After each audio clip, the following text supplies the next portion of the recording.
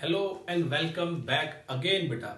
आज हम topic start करेंगे अपना केमिकल थर्मोडायनेमिक्स एंड थर्मोकेमिस्ट्री। ये 11th क्लास केमिस्ट्री का 6th चैप्टर है बेटा। 5 चैप्टर हम कवर कर चुके हैं, उनकी वीडियोस अपलोड हो चुकी हैं, आपको क्वेश्चंस करा चुके हैं, आपको कंसेप्ट सोल्यूशन डिस्कस कर चुके हैं आपके साथ हम लोग। अब हम बात करेंगे बेटा केमिकल थर्मोडायनेमिक्स एंड थर्मोकेमिस्ट्री। बोलते हैं बच्चे कि ये बहुत चैप्टर थोड़ा मुश्किल है, लेकिन मैं कोशिश करूंगा कि इसके बाद इन लेक्चर्स के बाद आपको केमिकल थर्मोडायनेमिक्स एंड थर्मोकेमिस्ट्री बेटा क्या लगे, इजी लगे। तो स्टार्ट करते हैं बेटा आज का अपना chapter, that is chemical thermodynamics and thermochemistry. तो पहले हेडिंग डालते हैं बेटा, चैप्टर 6 है एंड बहुत इंपॉर्टेंट चैप्टर है बेटा ये, chemical thermodynamics thermodynamics and thermochemistry, chemical thermodynamics and thermochemistry बेटा, क्लियर है। केमिकल थर्मोडायनेमिक्स एंड थर्मोकेमिस्ट्री ये हमारा 6th चैप्टर है। अब देखिए बहुत इंटरेस्टिंग चैप्टर भी है, और अगर आपको ये चैप्टर आता है तो आपको बहुत सारी चीजें आती हैं केमिस्ट्री के अंदर बेटा। देखो इस चैप्टर की जरूरत क्यों पड़ी, पहले हम इसकी बात करेंगे और स्टार्टिंग कहां से हुई। जनरली देखो हम कहते हैं बेटा कि जो हमारे पास केमिस्ट्री है, उस केमिस्ट्री के अंदर जनरली हम रिएक्शंस को डिस्कस करते हैं। और देखो ये ऐसा एक टॉपिक है जो फिजिक्स और केमिस्ट्री में दोनों में पढ़ाया जाता है, लेकिन वहां पे दोनों में क्या डिफरेंस होता है मैं आपको बताऊंगा कि किस केस के अंदर हम क्या पढ़ते हैं और किस केस के अंदर हम क्या चीज चेक करते हैं बेटा। बहुत माइन्यूट सा डिफरेंस है दोनों के अंदर, केमिस्ट्री का थर्मोडायनेमिक्स के अंदर एंड फिजिक्स का थर्मोडायनेमिक्स के अंदर। पहले हम जनरली चेक करते हैं थर्मोडायनेमिक्स का मतलब क्या है। थर्मो का मतलब होता है बेटा हीट, एंड डायनेमिक्स का मतलब होता है स्पीड और काइनेटिक्स, ठीक है। तो यहां पे हम डायनेमिक वर्ड के साथ तो बहुत कम डील करेंगे, लेकिन उस वर्ड की हेल्प से हम ये देखेंगे कि whether the reaction is spontaneous और नॉट। हम थर्मोडायनेमिक्स की हेल्प से ये फाइंड आउट करने की कोशिश करेंगे बेटा कि जो रिएक्शन है वो स्पॉन्टेनियस होती है या नहीं होती बेटा, और उस स्पॉन्टेनियस का मतलब क्या है ये भी हम चेक करेंगे। जनरली देखो अगर हम इसको डिस्कस करना शुरू करें केमिकल थर्मोडायनेमिक्स को, तो मैं थर्मोडायनेमिक्स वर्ड को डिसोशिएट कर देता हूं बेटा। थर्मोडायनेमिक्स, इस वर्ड में दो वर्ड मिले हुए बेटा। जो पहला वर्ड है थर्मोडायनेमिक्स का, दैट इज थर्मो। तो याद रखना बेटा थर्मो का मतलब होता है heat, this word stands for heat. And next dynamics, it stands for speed. कि स्पीड क्या होती है बेटा, क्लियर है। तो जो पहला वर्ड है, ठीक है, वो क्या है बेटा हमारा हीट के लिए करता है, थर्मो का मतलब हीट एंड डायनेमिक्स का मतलब स्पीड। तो जनरली इस चैप्टर के अंदर हम ये फाइंड आउट करने की कोशिश करेंगे कि हीट जो है वो किस तरीके से ट्रांसफर हो रही है, हीट जो है वो कितनी जल्दी ट्रांसफर हो रही है बेटा। और इसका मतलब क्या है कि जो हीट है बेटा, इस केस के अंदर जो हीट हम यहां पे लिख रहे हैं दैट इज एनर्जी। अगर आपसे कोई पूछता है व्हाट इज हीट, तो आप क्या कहते हो, it's a form of energy. ये फॉर्म ऑफ एनर्जी है बेटा, ठीक है, एक एनर्जी की फॉर्म है क्या, हीट, ठीक है। तो इसका मतलब क्या हुआ, जो हीट एनर्जी की फॉर्म है, उस एनर्जी के कन्वर्जन पर अगर हमारी किसी रिएक्शन के अंदर एनर्जी कन्वर्ट हो रही है, एनर्जी यूज हो रही है, तो उस एनर्जी के कन्वर्जन पर केमिकल और फिजिकल प्रॉपर्टीज पे क्या इफेक्ट पड़ेगा किसी भी रिएक्शन के अंदर। समझ आई बेटा बात। देखो मैं फिर बता रहा हूं कि थर्मोडायनेमिक्स के अंदर ये ब्रांच ऑफ साइंस है which deals with the heat and other energies बेटा, क्लियर है। ये ब्रांच ऑफ साइंस है जो कि हीट के साथ डील करती है, एनर्जी का डील करती है, एंड इट्स इंटर कन्वर्जन क्या डील करती है। बट हम यहां पे स्ट्रिक्टली ये चेक करने की कोशिश करते हैं बेटा कि जो थर्मोडायनेमिक्स है फॉर्म ऑफ एनर्जी है बेटा, तो उस एनर्जी के किसी भी केमिकल प्रॉपर्टीज पे और फिजिकल प्रॉपर्टीज पे किसी भी सब्सटेंस के क्या फर्क पड़ेगा।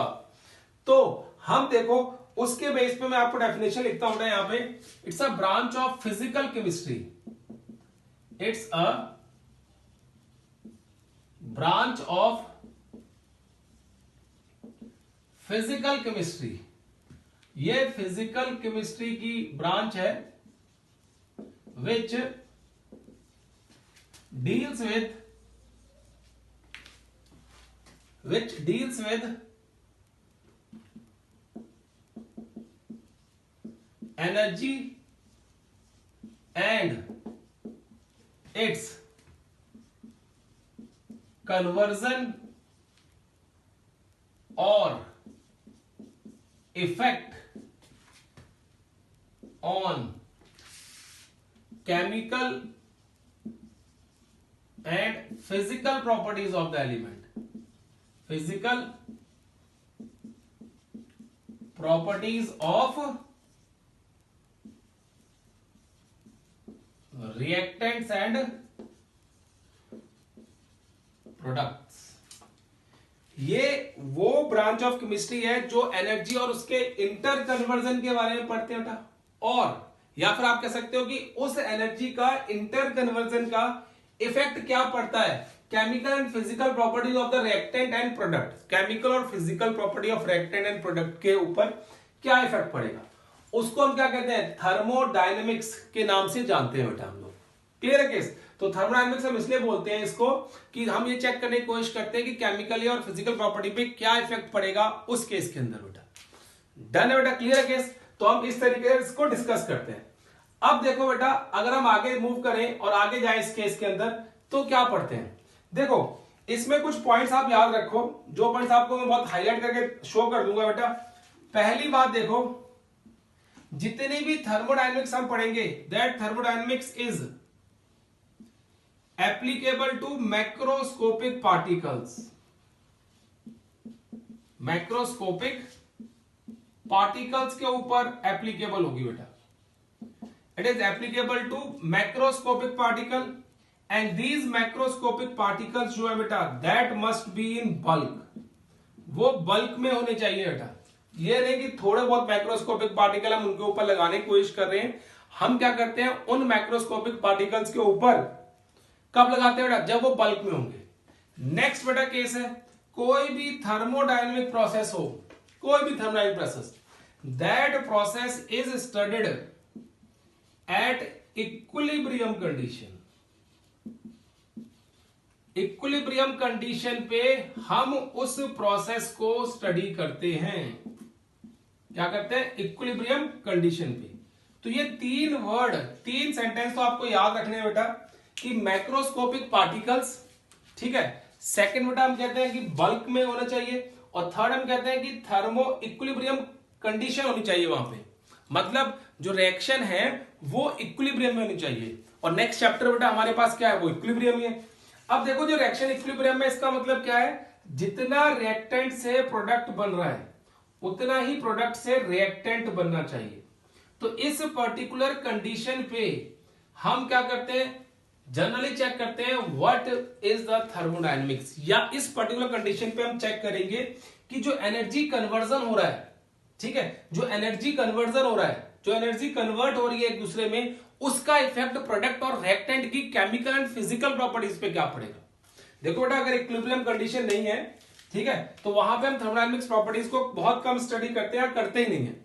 हम क्या करते हैं, उस जगह पे जाकर स्टडी करते हैं जब रिएक्टेंट और प्रोडक्ट के बीच में इक्विलिब्रियम आता है, और फिर हम देखेंगे कि इसके ऊपर प्रेशर का क्या इफेक्ट पड़ेगा, हम चेक करेंगे इसके ऊपर टेम्परेचर का क्या इफेक्ट पड़ेगा, हम चेक करेंगे कि इसके ऊपर वॉल्यूम का क्या इफेक्ट पड़ेगा, हम चेक करेंगे इसके ऊपर कि अगर कोई हम सब्सटेंस ऐड करते हैं, इंप्योरिटीज ऐड करते हैं, उसका क्या इफेक्ट पड़ेगा। हम और भी फैक्टर्स चेक करेंगे कि उन फैक्टर्स का इक्विलिब्रियम कंडीशन पे क्या इफेक्ट पड़ता है, and that is given by this thermodynamics branch बेटा, कि थर्मोडायनेमिक्स ब्रांच जो है वो उसी के बारे में आपको बताती है। तो तीन कंडीशन आपको बहुत स्पेसिफिकली याद रखनी है बेटा यहाँ पे। The first one is macroscopic particles के लिए एप्लीकेबल है, the second one is bulk में पार्टिकल होंगे बेटा तो एप्लीकेबल है, and third one is equilibrium condition पे जाके हम इसको लगाते हैं बेटा। क्या करते हैं, इक्विलिब्रियम कंडीशन पे जाके हम इसको अप्लाई करते हैं कि जब इक्विलिब्रियम आ जाएगा रिएक्टेंट एंड प्रोडक्ट के बीच में, फिर देखेंगे कि एनर्जी चेंज का क्या इफेक्ट पड़ रहा है रिएक्टेंट एंड प्रोडक्ट के ऊपर, जैसा कि मैंने यहाँ पे डेफिनेशन में आपको क्लियर किया था बेटा। क्लियर है केस? तो अब मैंने बहुत सारे फैक्टर्स बताए थे कि किस किस फैक्टर को हम यहाँ पे जज कर सकते हैं। टेम्परेचर के फैक्टर तो करोगे बेटा, बिकॉज हीट है। प्रेशर का फैक्टर करोगे, वॉल्यूम का फैक्टर करोगे, इनर्ट गैस का फैक्टर करोगे, और भी इंप्योरिटीज का फैक्टर करोगे, और भी बहुत सारे फैक्टर्स हैं जिसको आप डिस्कस कर सकते हो इस पर्टिकुलर कंडीशन के अंदर। डन बेटा। अब देखो जो थर्मोडायनेमिक्स का केस है बेटा, जितना ये बात हम जो कर रहे हैं, सबसे पहले हम क्या करेंगे, बहुत छोटी छोटी टर्म्स जो है थर्मोडायनेमिक्स की उनको स्टडी करना शुरू करेंगे, ठीक है। और छोटे टर्म्स से पहले हम देखेंगे कि क्या है होल। अब देखो ध्यान से सुनो बेटा, जो मैं बात बोलने जा रहा हूं, आपको पता है कि हमारे पास क्या है जो हम देखते हैं बेटा, दैट इज होल यूनिवर्स। क्या बेटा हमारे पास यूनिवर्स है, ठीक है। अब देखो यूनिवर्स के अंदर डन बहुत सारी चीजें हैं, बहुत सारे प्लैनेट्स हैं, अब गैलेक्सीज हैं बेटा, बहुत सारी हैं, ठीक है। लेकिन we are staying on earth. हम किस पे स्टे करते हैं बेटा, अर्थ के ऊपर, ठीक है। एंड इस अर्थ के ऊपर हम क्या करते हैं, स्टे करते हैं। जो ये अर्थ है बेटा वो हमारे लिए इंपॉर्टेंट है, ठीक है। जो ये अर्थ है वो हमारे लिए क्या है, इंपॉर्टेंट है। इसलिए हम क्या करते हैं, आपने देखा होगा कि इसरो जो है हमारी है, इंडियन स्पेस रिसर्च ऑर्गेनाइजेशन जो है बेटा, वो क्या करती है, बाहर स्पेस में बेटा अपने क्या सैटेलाइट्स भेजते हैं हम लोग।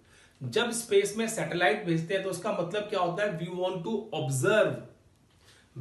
To observe the change taking place in the earth during the passage of time, कि अर्थ के अंदर क्या चेंजेस आ रहे हैं या अर्थ के एटमॉस्फेयर के अंदर क्या चेंजेस आ रहे हैं।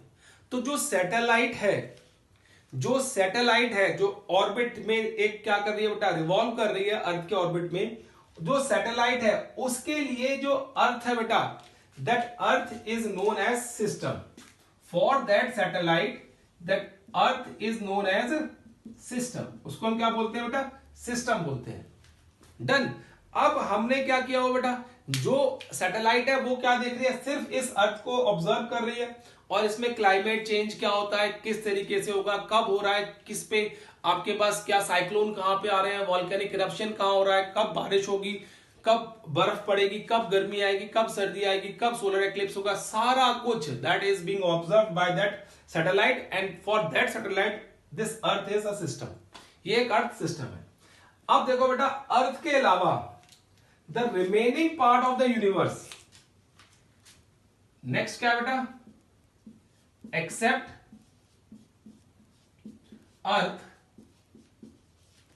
The remaining part of universe, remaining part of universe is known as surrounding. उसको हम क्या बोलते हैं बेटा, सराउंडिंग। अर्थ को छोड़ दो, ठीक है, तो उस सैटेलाइट के लिए जो बाकी पार्ट बचा है बेटा, दैट इज बेसिकली सराउंडिंग। क्या है बेटा, वो सराउंडिंग है। तो थर्मोडायनेमिक्स के केस के अंदर हमने पूरे यूनिवर्स को टू टाइप्स में क्लासिफाई कर दिया। एक तो वो पार्ट है which is under observation, and the remaining part of the universe which is not under observation, that is surrounding, and the part under observation is known as system। ठीक है बेटा। अब जैसे आप हो बेटा, ठीक है, आप लोग हो, मैं आपके अकॉर्डिंगली कहता हूं, आप you are sitting in a room, ठीक है, and you are sitting in a room and you are watching this particular lecture of thermodynamics. तो आपके लिए जो मोबाइल फोन है या लैपटॉप जो है जिसपे आप ये लेक्चर देख रहे हो, ये वाला लेक्चर, उस लेक्चर के केस के अंदर आपके लिए जो मोबाइल फोन या लैपटॉप है बेटा, या डेस्कटॉप है आपका, कुछ भी है जिसपे आप ये लेक्चर देख रहे हो, दैट इज सिस्टम। बिकॉज आप उस पार्ट को ऑब्जर्व कर रहे हो, आप ये चेक कर रहे हो कि इसमें हो क्या रहा है, आप ये चेक कर रहे हो कि लेक्चर में सर क्या पढ़ा रहे हैं, ठीक है। तो वो आपके लिए क्या है बेटा, सिस्टम है। And the remaining part of the universe, जो बाकी बचा हुआ पार्ट है बेटा यूनिवर्स का, दैट इज सराउंडिंग, वो आपके लिए सराउंडिंग है। मतलब आपके कमरे में और कुछ क्या हो रहा है या आपके घर में क्या हो रहा है उससे आपको मतलब नहीं है, because you are watching lecture. बेटा आप क्या कर रहे हो, लेक्चर देख रहे हो, और मोबाइल फोन या लैपटॉप जो भी है जिसपे आप देख रहे हो वो आपके लिए क्या है बेटा, सिस्टम है। ठीक है, तो हम यहां पे सिस्टम की डेफिनेशन लिख देते हैं बेटा। तो सिस्टम की बात करें इस केस के अंदर तो हम कहते हैं it is that part of universe which is under observation। ये वो पार्ट है यूनिवर्स का बेटा विच इज अंडर ऑब्जर्वेशन, जो कि अंडर ऑब्जर्वेशन है। एंड सराउंडिंग क्या होता है बेटा, it is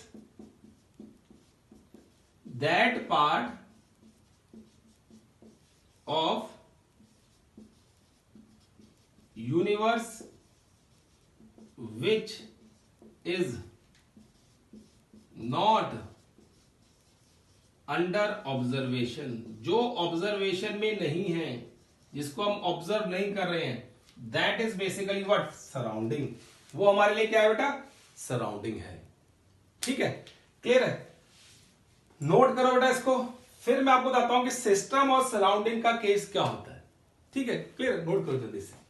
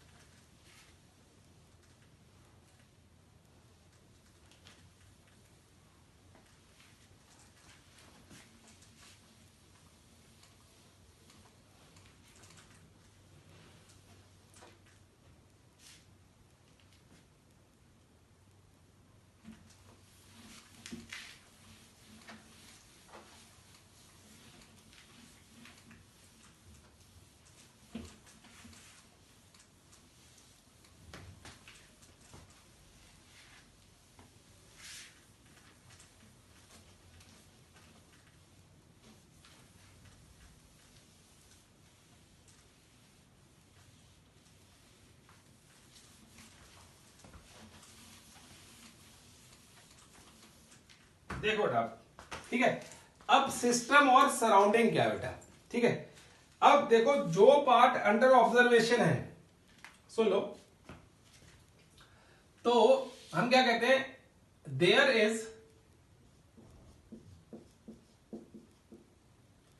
is a boundary between system and surrounding. System and surrounding के बीच में कोई बाउंड्री होगी बेटा, there is a boundary between system and surrounding.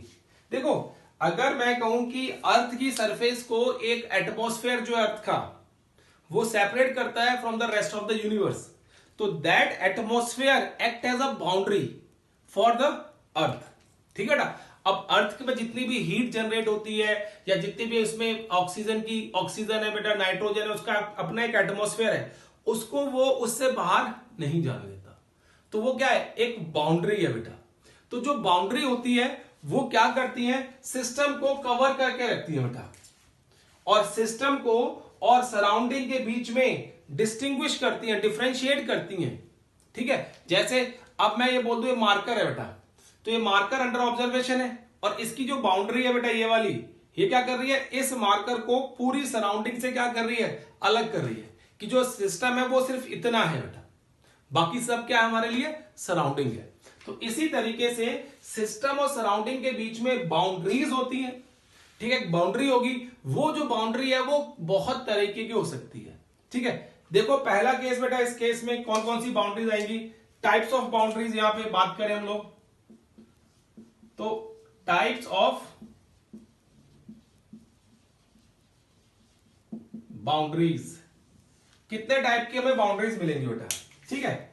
तो फर्स्ट टाइप की बाउंड्री की बात करें, देखो ए, वो होती है आपके पास रिजिड बाउंड्री, ठीक है। बी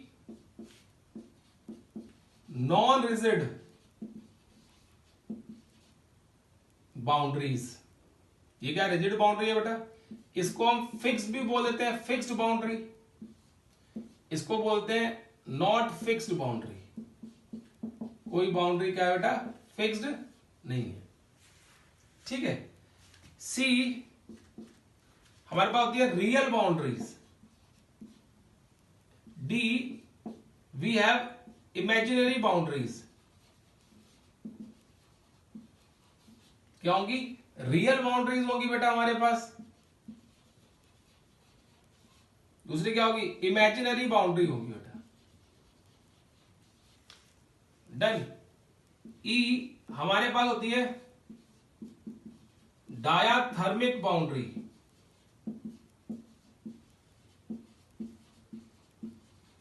ठीक है ना। If we have adiabatic boundary, adiabatic boundary बेटा। तो generally we have these 6 types of boundary बेटा।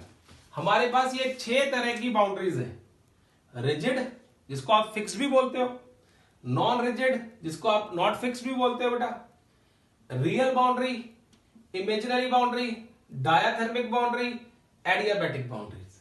तो ये सारी की बाउंड्रीज हमें मिलती हैं जो सिस्टम और सराउंडिंग को एक दूसरे से अलग करती हैं बेटा, ठीक है। क्या करती है, सिस्टम और सराउंडिंग को एक दूसरे से क्या करती है बेटा, अलग करती हैं। डन। चलो बेटा हम डिस्कस करते हैं कि रियल बाउंड्रीज क्या होती हैं, इमेजिनरी बाउंड्रीज क्या होती हैं, ये सारे केस होते क्या है बेटा। अब देखो 1 बाय 1 करके हम सारी बाउंड्रीज पढ़ेंगे बेटा, ठीक है।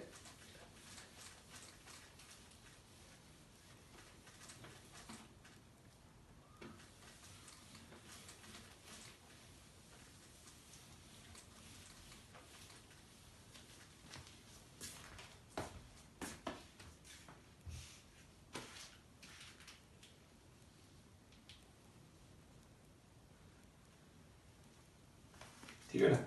अब देखो हम बाउंड्रीज की बात कर रहे थे ना यहां पे, तो पहले हम बात करते हैं रिजिड बाउंड्री। तो first one is known as rigid, a rigid boundaries बेटा।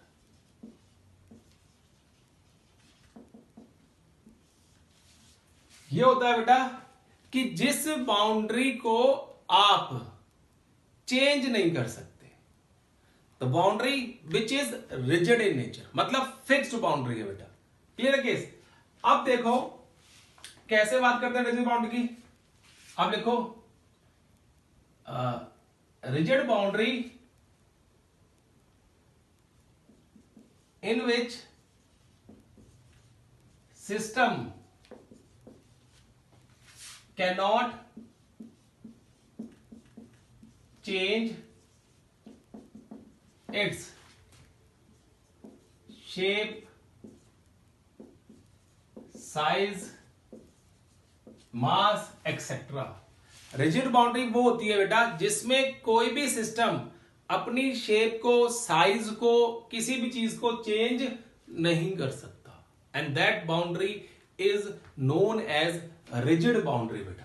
उसको क्या बोलते हैं हम लोग, रिजिड बाउंड्री कह देते हैं, ठीक है बेटा। अब देखो इसका एग्जांपल दूं मैं आपको रिजिड बाउंड्री का, ठीक है।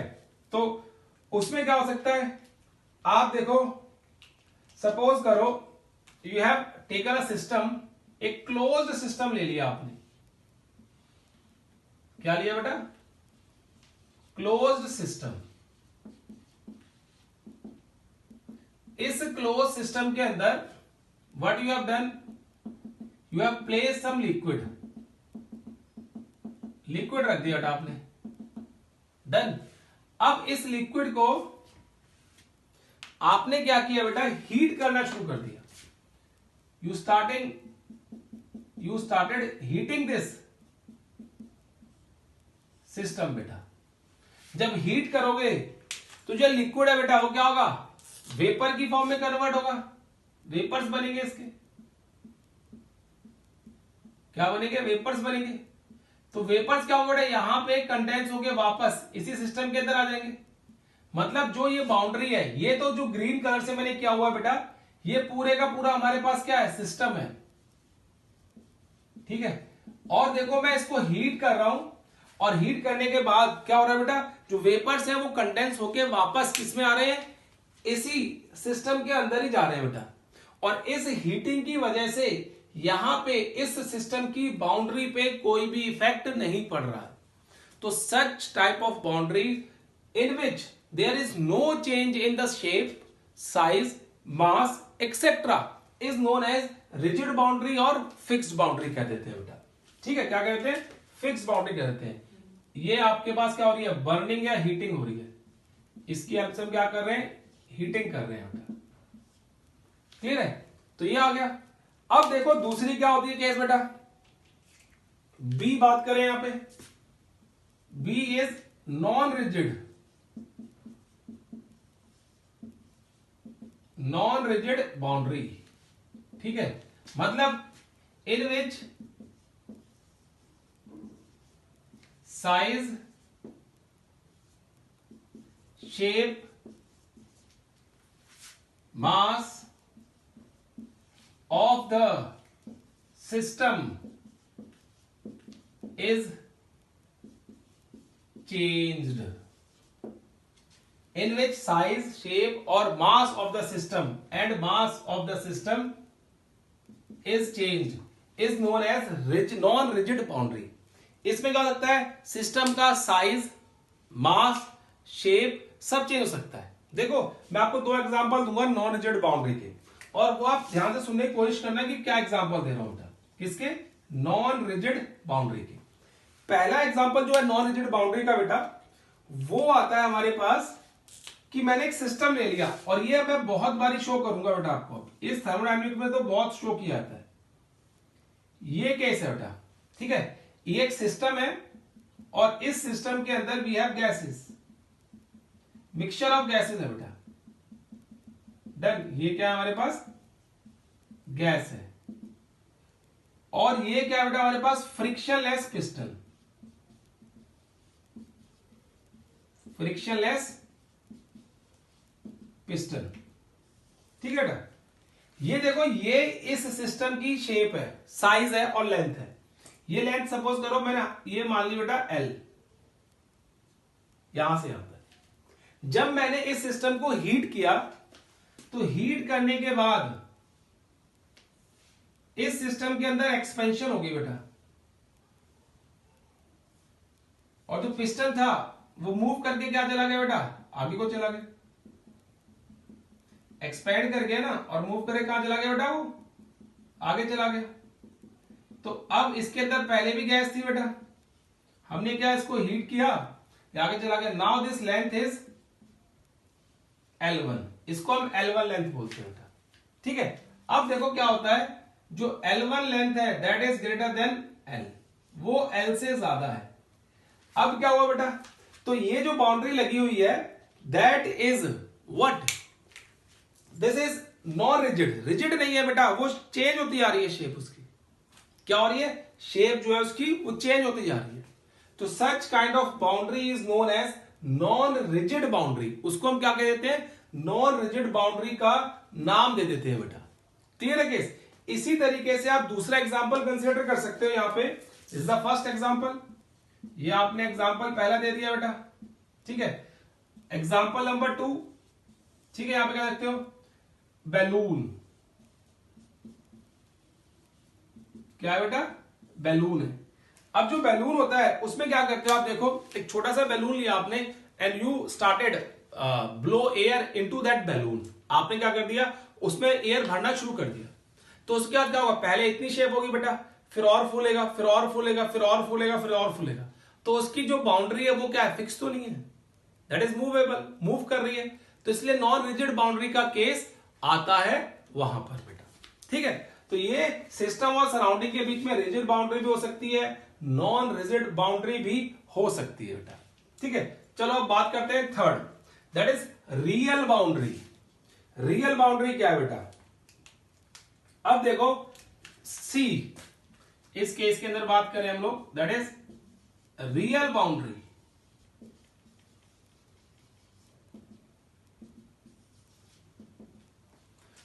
रियल बाउंड्री का मतलब होता है बेटा कि अगर किसी भी सिस्टम के आसपास बाउंड्री है, ठीक है, that boundary must be visible, वो विजिबल होनी चाहिए, और वो पूरी तरीके से सिस्टम को और सराउंडिंग को क्या कर रही हो बेटा? सेपरेट कर रही हो। That boundary is known as real boundary. फिर दोबारा रिपीट कर रहा हूं, देखो सुनो ध्यान से। रियल बाउंड्री जो होती है बेटा वो होती है जो सिस्टम और सराउंडिंग को सेपरेट कर रही हो बेटा। क्लियर है? और देखो सिस्टम और सराउंडिंग को सेपरेट कर दिया और वो रियलिटी में दिख रही हो आपको। ठीक है, जैसे आपका रूम है, आप जिस रूम में पढ़ रहे हो बेटा, आपका रूम है, आपके रूम के बाहर जो दीवारें हैं रूम की बेटा, वो क्या है? रियल बाउंड्रीज हैं। नोबडी कैन सी कि you are sitting inside the room when somebody is present outside. जब उस रूम के बाहर कोई प्रेजेंट होगा बेटा तो आपको देख नहीं सकता, बिकॉज वहां पे रियल बाउंड्रीज है बेटा। क्या है? रियल बाउंड्री मानी है। और ना ही कोई एंटर कर सकता अनलेस और until you are allowed to और you are going to open the door बेटा। तो इस तरह की बाउंड्रीज जहां पे एक फिक्स्ड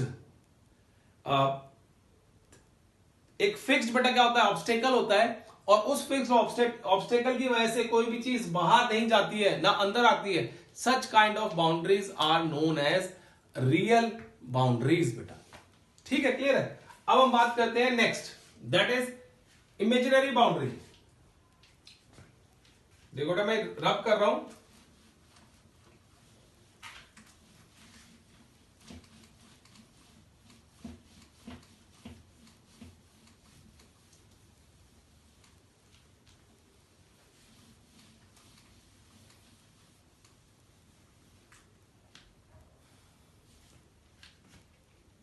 नेक्स्ट क्या बेटा? देखो इसमें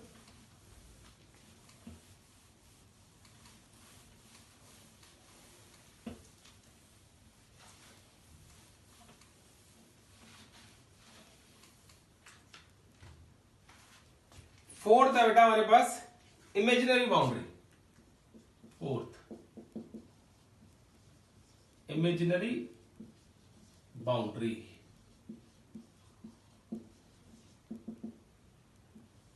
if we talk about the imaginary boundary बेटा, तो उसमें क्या कहेंगे? देखो इमेजिनरी बाउंड्री के अंदर होता है कि हम इमेजिन कर रहे हैं कि देयर इज अ बाउंड्री। ठीक है, क्या है? एक बाउंड्री है वहां पे, हम ये सोच रहे हैं लेकिन वहां बाउंड्री है नहीं। There is a boundary but you are thinking there is a boundary, but वहां पे बाउंड्री है नहीं बेटा। ठीक है, जैसे सपोज करो, ठीक है, कि आपके सर अपने रूम के अंदर बैठे हुए हैं बेटा, ठीक है, and you have to come inside the room. Door भी क्या है बेटा? ओपन है, लेकिन आप उस रूम के थ्रेशोल्ड पे आते ही, दहलीज पे आते ही क्या करते हो? रुक जाते हो ना। Why you are stopped over there बेटा? Because of the imaginary boundary. वो इमेजिनरी बाउंड्री है जो आपके और आपके सर के बीच में है बेटा। कोई बाउंड्री नहीं है लेकिन आप सोचते हो कि वहां पे बाउंड्री है, बिकॉज ये रिस्ट्रिक्टेड एरिया है, इसके अंदर मुझे नहीं जाना है। क्या बेटा? ये रिस्ट्रिक्टेड एरिया है, इसके अंदर मुझे नहीं जाना है।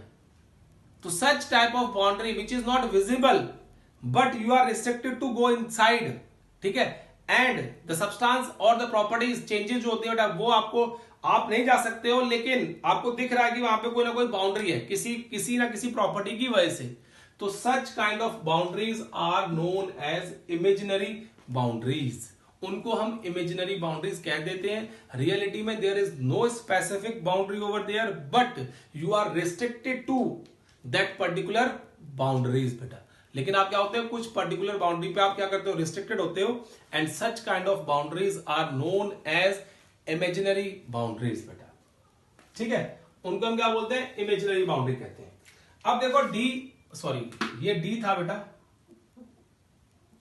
एंड एफ, डी ई ई था बेटा हमारे पास डायाथर्मिक बाउंड्री। देखो मैं इसके ज्यादा इसलिए नहीं करा रहा बेटा क्योंकि ये सिलेबस में है, लेकिन कंपटीशन में कई बार पूछा जाता है बस। Diathermic boundaries. देन इस केस में क्या होता है देखो, इन विच या थ्रू विच लिखो बेटा, through which heat can be passed, जहां पे हीट पास की जा सकती हो, और you can say through which heat can be exchanged,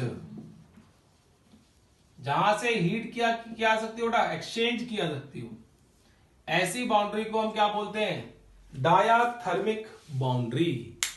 जिस बाउंड्री के होते हुए अगर आप हीट को एक्सचेंज कर सकते हो, such kind of boundary is known as diathermic boundary बेटा, उसको हम डायाथर्मिक बाउंड्री कह देते हैं।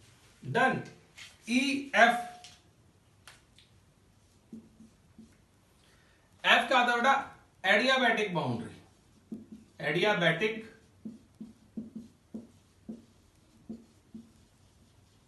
बाउंड्री बेटा, ठीक है। अब talk about the adiabatic boundary, तो एडियाबैटिक बाउंड्री में हम क्या कहेंगे देखो, through which no heat can be exchanged, जिसके थ्रू कोई भी हीट एक्सचेंज नहीं की जा सकती, such type of boundary is known as adiabatic boundary बेटा, ठीक है। मतलब अगर आप सपोज करो बेटा ऐसी कोई नॉन इंसुलेटिंग चीज ले लेते हो बेटा, और उसको क्या रख देते हो कि सिस्टम के नीचे रख देते हो, और आप उसको उस नॉन इंसुलेटिंग को क्या कर रहे हो, हीट कर रहे हो, तो क्या हीट उस सिस्टम तक पहुंच पाएगी? बिल्कुल नहीं बेटा, ठीक है। तो उसको हम बोलते हैं एडियाबैटिक बाउंड्री। जैसे थर्मस है बेटा, थर्मस के जो थर्मस है उसमें आपको अंदर ग्लास लगा होता है, और ग्लास के बाद फिर उसके बीच में और प्लास्टिक जो लगी होती है बाहर, या मेटल जो लगा होता है बेटा, उनके बीच में एयर होती है, and air is non insulating in nature बेटा। वो नॉन इंसुलेटिंग नेचर का है, वो इलेक्ट्रिसिटी देखो कंडक्ट नहीं करता या हीट कंडक्ट नहीं करेगा, ठीक है। जब हीट कंडक्ट नहीं करेगा तो such type of boundary is known as adiabatic boundary. तो इस तरीके से बेटा आपको पता होना चाहिए कि अगर आप सिस्टम और सराउंडिंग को सेपरेट कर रहे हो, तो सेपरेट करने के लिए हमें बाउंड्री का यूज करेंगे, and we have 6 types of boundaries. The first one is rigid boundaries, the second one is non-rigid boundary, the third one is real boundary, the fourth one is imaginary boundary, and the fifth one is बेटा आपके पास diathermic boundary, and the sixth one is adiabatic boundaries। Note करो बेटा इसको, फिर हम आगे किस पे कॉन्सेंट्रेट करते हैं, सिस्टम के ऊपर कॉन्सेंट्रेट करते हैं।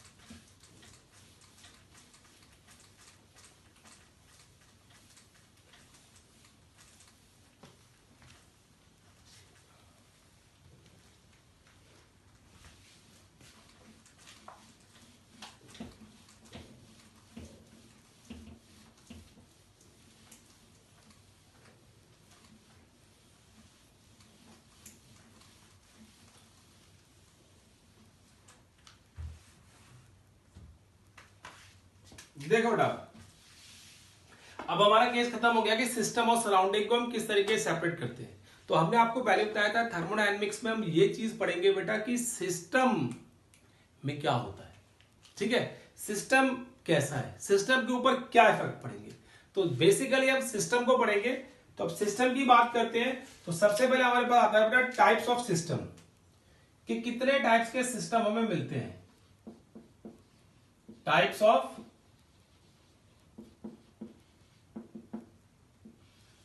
सिस्टम बेटा। ठीक है, अब देखो टाइप्स ऑफ सिस्टम में बात करें तो बेसिकली हमें तीन तरह के सिस्टम मिलते हैं बेटा। Uh, the first one is open system. क्या है? ओपन सिस्टम बेटा। अब ओपन सिस्टम की बात करें तो देखो क्या होता है, अब आपको बहुत अच्छा एग्जांपल देने की कोशिश करता हूं बेटा मैं कि क्या है ओपन सिस्टम की बात करें बेटा। तो क्या हुआ, जैसे आप सब बच्चे हो तो आपके जब रिजल्ट्स आते हैं तो क्या होता है बेटा, हम तो जैसे प्राइवेट ट्यूशंस वाले हैं सारे, तो क्या करते हैं बेटा, आपके पेरेंट्स या तो हमें मिलने आएंगे या हम कई बार घूमते घूमते उनके घर, आपके घर आ जाते हैं।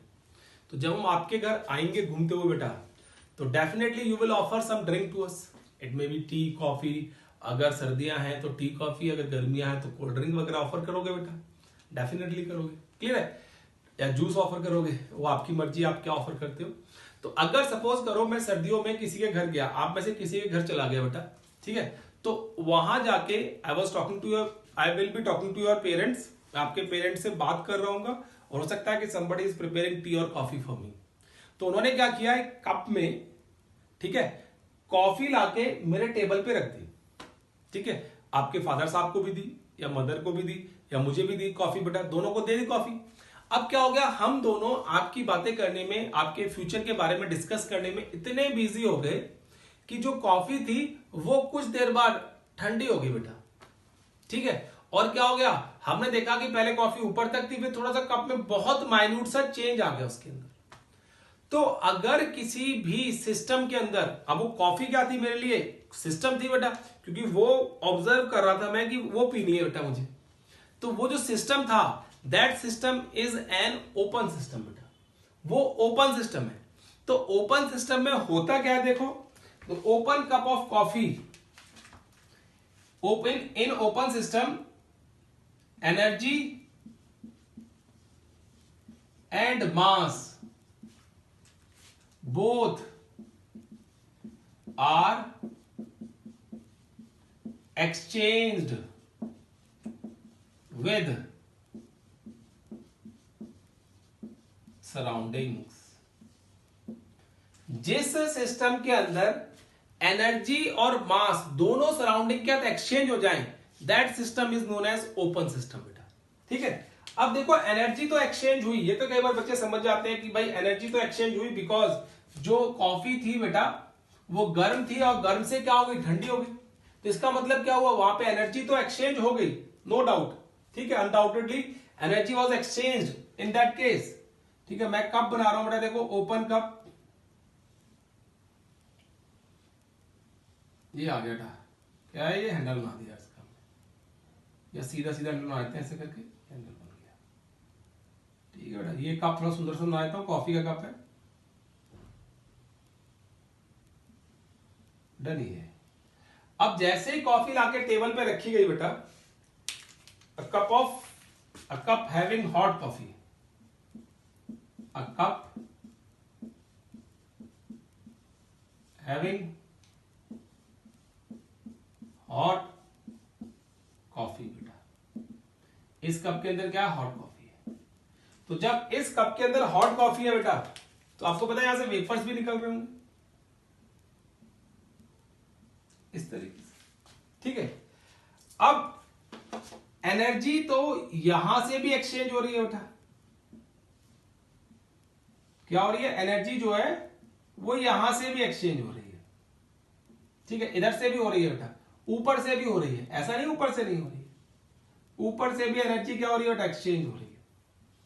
तो हर एक डायरेक्शन से एनर्जी एक्सचेंज हो रही है, बिकॉज कप जनरली किसके होते हैं बेटा, सेरामिक के बने हुए, और सेरामिक क्या करता है, हीट को ट्रांसफर कर देता है। तो एक्सचेंज एनर्जी तो हर तरफ से हो रही है, ये सारे के जो एरो है बेटा एनर्जी एक्सचेंज कर रहे हैं, they are exchange, they are energy exchange takes place. Energy exchange क्या हो रहा है बेटा, वहां पे हो रहा है, और एनर्जी एक्सचेंज जब हो रहा है वहां पे, तो किस वजह से हो रहा है बेटा? क्योंकि बाहर का सराउंडिंग का टेम्परेचर इस हॉट कप ऑफ कॉफी के टेम्परेचर से कम था। तो हर एक चीज चाहती है कि वो अपना टेम्परेचर मेंटेन हो जाए जिस सराउंडिंग में वो पड़ा हुआ है बेटा। क्लियर है? इसीलिए वहां से एनर्जी क्या हो रही थी? बाहर की तरफ जा रही थी बेटा। लेकिन वो कॉफी जो थी वो इतनी हॉट थी कि उसके कुछ वेपर्स भी बन रहे थे बेटा। और वेपर्स का आपको पता है, वेपर्स मतलब कुछ ना कुछ पार्टिकल्स है बेटा उसके अंदर, and they are escaping from this cup. वो जो एस्केप कर रहे थे कप से, तो हमने क्या किया, इन वेपर्स को कहीं और कलेक्ट कर लिया बेटा। तो हमने देखा कि उस कप का जो कॉफी थी उसका भी, जो वाटर था उसका भी कुछ मास आया। तो हमने कह दिया कि अगर किसी सिस्टम के अंदर एनर्जी एंड मास इस तरीके से दोनों एक्सचेंज होते हैं तो that system is known as open system. उसको हम ओपन सिस्टम कह देते हैं कि कुछ भी लूट के ले जाओ बेटा यहां से। Both energy and mass can be exchanged with the system बेटा। ठीक है? तो अगर आपसे कोई पूछे कि जो अर्थ की सरफेस है, अगर आपसे कोई पूछे जो अर्थ की सरफेस है, ठीक है बेटा, वो क्या है? ओपन सिस्टम है कि क्लोज सिस्टम है? बेटा ओपन सिस्टम है कि क्लोज सिस्टम है? तो क्या कहोगे? दैट इज ओपन सिस्टम बेटा।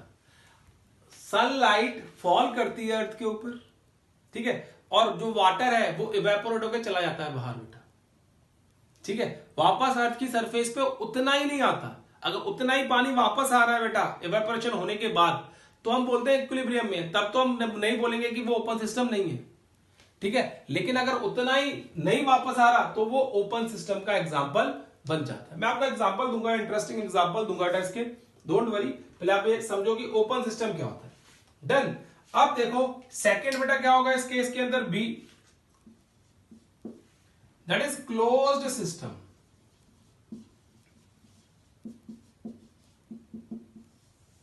वो क्या बेटा? Close system. अब मैं क्लोज सिस्टम की बात करूं तो क्या हुआ बेटा, मैंने ना ये बात, जो ये वाली बात थी, अपनी क्लास के अंदर आपको डिस्कस कर ली बेटा कि मैं यार उसके घर गया था, उस बच्चे के घर गया था, उसने मुझे कॉफी ऑफर की एंड आई हैड इट बेटा। मैंने उसको ले लिया कॉफी को, लेकिन जब तक मैंने कॉफी का सिप लिया, जब तक वो कॉफी ठंडी हो चुकी थी, बिकॉज उसने कप को ढका नहीं था, जिसकी वजह से क्या हो गया था, कॉफी पूरी ठंडी हो गई थी और उसमें से थोड़ा सा अमाउंट भी कम हो गया था, in the form of vapour वो चला गया था। तो जब मैं दूसरे बच्चे के घर गया बेटा, दूसरे स्टूडेंट के घर गया, तो उसने क्या किया, उसने ऊपर वाली चीज को देख के सीख लिया कुछ।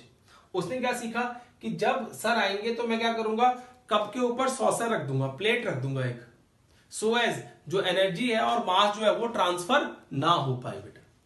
तो उसने क्या किया, जैसे ही मैं उसके घर पहुंचा बेटा, उसने कॉफी और टी जो भी ऑफर की मुझे, उसमें ऑफर करने के बाद उसने क्या किया बेटा, चालाकी से उसके ऊपर सॉसर रख दी बेटा, प्लेट रख दी। किसके ऊपर? कॉफी के ऊपर। कि लो सर आप क्या करो, बात करते आओ पापा से, आपको चाय ठंडी नहीं होगी या कॉफी ठंडी नहीं होगी या ना मास एक्सचेंज होगा। लेकिन हुआ क्या बेटा, आफ्टर हाफ एन आवर और 1 आवर, जब मैंने उस कॉफी के सिप को उठाया तो देखा, जब मैंने सॉसर उठाई बेटा, तो देखा जितने वाटर ड्रॉपलेट्स थे वो सॉसर के ऊपर, सरफेस के ऊपर स्टिक कर रहे थे और वहीं से वापस कॉफी में जा रहे थे। ठीक है? लेकिन जो कॉफी थी बेटा वो ठंडी हो चुकी थी। इसका मतलब क्या हुआ, जो मास था वो तो सॉसर के ऊपर जा रहा था और वहीं से टकरा के कंडेंस होके वापस कॉफी में गिर रहा था। तो इसका मतलब क्या हुआ कि मास तो एक्सचेंज नहीं हो पाया वहां पे। क्या एक्सचेंज हो गया? कॉफी ठंडी हो गई थी, तो इसकी मतलब वहां पे एनर्जी तो एक्सचेंज हो ही गई। तो क्लोज सिस्टम क्या होता है बेटा, इन विच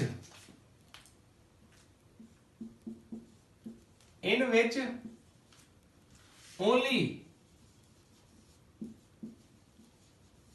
energy is exchanged with surrounding, not mass। जहां पे सिर्फ क्या होता है बेटा, एनर्जी एक्सचेंज होती है सराउंडिंग के साथ, मास नहीं होता, उसको हम बोल देते हैं क्लोज्ड सिस्टम बेटा। क्या कर देते हैं उसको? Close system. अब इस क्लोज सिस्टम के लिए भी डायग्राम बना देते हैं बेटा इसी की। देखो इस तरीके से कप है बेटा और उसके ऊपर एक प्लेट या सॉसर रख दिया हमने। ठीक है? इसमें क्या है? कॉफी है बेटा। इसमें भी कॉफी दिखा देते हैं, लगे खाली कप दिया बच्चे ने। ठीक है बेटा? तो क्या हुआ, जो भी वाटर ड्रॉपलेट्स बने यहां पे, देखो एनर्जी तो यहां से एक्सचेंज होगी हर एक पोर्शन से निकल सकती है ना, सेरेमिक का बना हुआ है, लेकिन जो एवेपोरेट हुए थे वो वापस क्या हो गए बेटा, कंडेंस होके इस कॉफी के अंदर चले गए। तो सिर्फ क्या हुआ यहां पे बेटा, एनर्जी एक्सचेंज हुआ और मास का एक्सचेंज नहीं हो पाया। और जिस सिस्टम के अंदर सिर्फ एनर्जी एक्सचेंज होती है और मास एक्सचेंज नहीं होता है, that system is known as closed system, उसको हम क्लोज सिस्टम कह देते हैं बेटा। ठीक है, अब देखो नेक्स्ट सी होता है बेटा आपके पास आइसोलेटेड सिस्टम। आइसोलेटेड सिस्टम, अब देखो मैंने आपको अभी बताया बेटा कि ये दोनों केस मैंने अपनी क्लास के अंदर डिस्कस कर लिए। ठीक है, अब मैं जब तीसरे स्टूडेंट के घर जाऊंगा, लेट इट बी कि अगर मैं किसी तीसरे स्टूडेंट के घर जाऊंगा तो उसने क्या कहा बेटा, उसने इन दोनों केसेस से सीख लिया बेटा, बहुत होशियार निकला हो, क्या कर लिया, सीख लिया। उसने कहा अब सर को आने दो मेरे घर और मैं बताता हूं कि कैसे सर की चाय ठंडी होती है या मास एक्सचेंज होता है। तो उसने कॉफी जैसे ही प्रिपेयर की बेटा, मैं उसके घर पहुंचा, उसने कॉफी बनाई, कॉफी बनाने के बाद बेटा उसने मुझे सर्व की, और जब मैंने देखा कि वो किसमें सर्व कर रहा है तो मैं भी मुस्कुरा गया और बच्चा भी मुस्कुरा गया।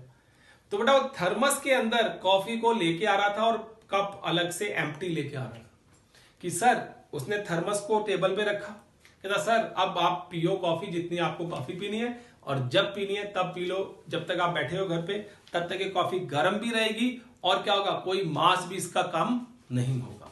तो जो वो थर्मस लेके आया था बेटा, that thermos is the example of isolated system. Isolated का मतलब होता है कि जो अलग हो सराउंडिंग से, कट ऑफ कर दिया हो बेटा। ठीक है, तो आइसोलेटेड सिस्टम के अंदर क्या होता है, इन विच neither mass nor energy is exchanged with surroundings is known as isolated system। उसको हम क्या बोलते हैं बेटा, आइसोलेटेड सिस्टम कह देते हैं। अब मैं इसकी डायग्राम बनाऊं बेटा, तो हमें थर्मस बनाना पड़ेगा। आपको पता है थर्मस तो पता है सिंपल सा होता है बेटा, ये थर्मस है, यहाँ पे कैप लगी हुई है बेटा उसके, और इस थर्मस के अंदर क्या है, एक बोतल है, ग्लास की लिड है बेटा, इस तरीके से। ठीक है, और इसके अंदर क्या है, हमारे पास कॉफी है, पेरेंट्स के लिए और मेरे लिए। नाउ इस केस के अंदर बेटा एनर्जी एक्सचेंज हो रहा है, अगर आपसे कोई पूछे तो नो। मास एक्सचेंज हो रहा है यहां से, तो आप क्या कहोगे, no. Neither energy nor mass is exchanged with surrounding and that is known as isolated system. उसको हम क्या बोलते हैं बेटा, आइसोलेटेड सिस्टम कह देते हैं, जिसमें ना ही एनर्जी एक्सचेंज होती है और ना ही क्या होता है बेटा, मास एक्सचेंज होता है सराउंडिंग के साथ। ठीक है, तो थर्मस है बेटा, लिख देता हूं उसका नाम, it is thermos.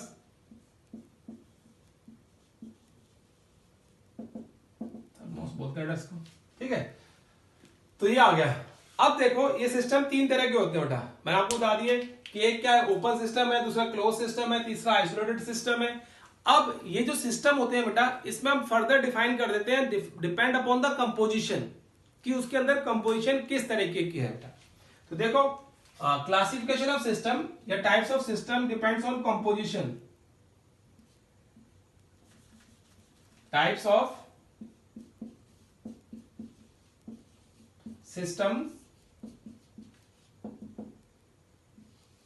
Types of system depending on composition. किस पे बेटा, कंपोजिशन के ऊपर डिपेंड करते हैं, डिपेंडिंग ऑन कंपोजिशन। तो टाइप्स ऑफ सिस्टम में डिपेंडिंग ऑन कंपोजिशन जो है बेटा, उसमें हम क्या कहेंगे, देखो तो हमें दो तरह के सिस्टम मिलते हैं वहां पे। The first one is known as homogeneous system,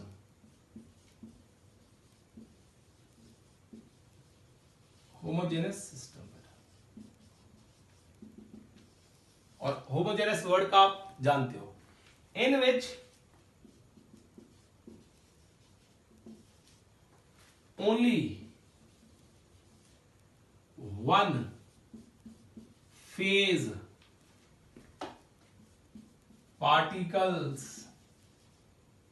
or molecules are present which have same physical and chemical properties, जिनकी सेम फिजिकल और केमिकल प्रॉपर्टीज होती हैं बेटा, उसको हम बोलते हैं होमोजेनस सिस्टम बेटा। क्लियर है? अब होमोजेनस सिस्टम में क्या कर दो, आप कोई सिस्टम लो, उसमें वाटर भर दो, बस वाटर के अलावा अगर वहां पे कुछ नहीं है तो दैट इज होमोजेनस सिस्टम बेटा। या आप सिस्टम लो, उसमें हीलियम गैस भर दो, अगर गैस के अलावा वहां पे कोई और फेज नहीं है तो दैट इज होमोजेनस सिस्टम बेटा। क्लियर है केस? तो उस तरीके से आप एग्जांपल ले सकते हो, कोई भी एक स्टेट वाला एग्जांपल वहां पे आप कंसीडर कर सकते हो। तो फर्स्ट होता है होमोजेनस सिस्टम। अब देखो दूसरा केस बेटा, यहां पे अगर हम बात करते हैं दूसरे केस की, इस केस यहां पे, तो क्या कहेंगे, देखो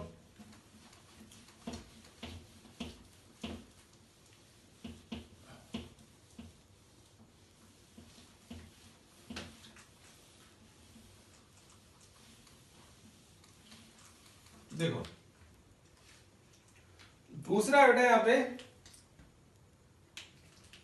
heterogeneous system, second is heterogeneous system बेटा।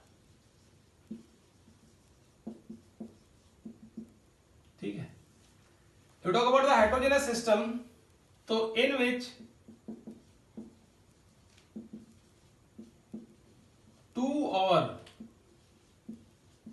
more phase particles or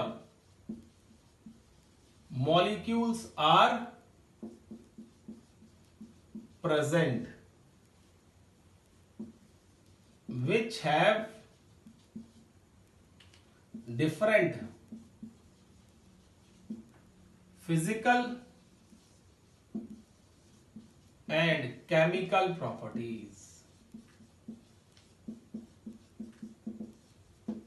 जब different physical and chemical properties. ठीक है बेटा, अगर इसका एग्जांपल देना हो आपको तो मैं लिख देता हूं, क्या था एग्जांपल इसका बेटा, उसका तो मैंने आपको बता ही दिया। If a system has combination लिख रहा हूं बेटा, बस आप कोई भी लिख सकते हो उसमें से, water plus ice, water liquid में, आइस सॉलिड स्टेट में, ये लिक्विड है और ये क्या है बेटा, सॉलिड। ठीक है, सेकंड वाटर प्लस ऑयल, ये क्या है बेटा, पोलर, और ये क्या है, non polar. Third water plus impurities, और वो वाटर जो है वो लिक्विड स्टेट में है और इंप्योरिटीज किसमें बेटा, सॉलिड स्टेट में।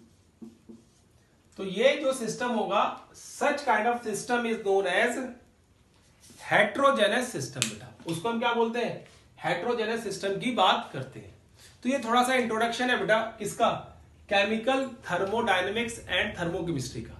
अब इसके बाद नेक्स्ट लेक्चर में बेटा थोड़े से और ब्रीफ टॉपिक्स है बेटा, इसके छोटे टॉपिक्स हैं जिससे हमें पता होने चाहिए, then we move into the thermodynamics. तब हम थर्मोडायनेमिक्स में जा सकते हैं या केमिकल थर्मोडायनेमिक्स को पढ़ सकते हैं बेटा। क्लियर है? तो आज के लिए इतना ही काफी है, नेक्स्ट वीडियो लेक्चर तक वेट करो बेटा, और इस चैप्टर को पढ़ते रहो ध्यान से। कोई भी डाउट आता है बेटा साथ क्या क्लियर करो, क्योंकि थर्मोडायनेमिक्स देखो वैसे तो इजी है, आपको पढ़ाऊंगा, कोशिश करूंगा इजी लगे, लेकिन अगर आप नहीं पढ़ोगे तो आपके लिए मुश्किल हो जाएगी बेटा, और बहुत इंपॉर्टेंट है कंपटीशन पॉइंट ऑफ व्यू से। ठीक है, इसलिए आपको पढ़नी जरूरी है बेटा, तो पढ़ते रहो बेटा। ठीक है, और क्वेश्चन पूछते रहो। तो till then take care and bye bye बेटा।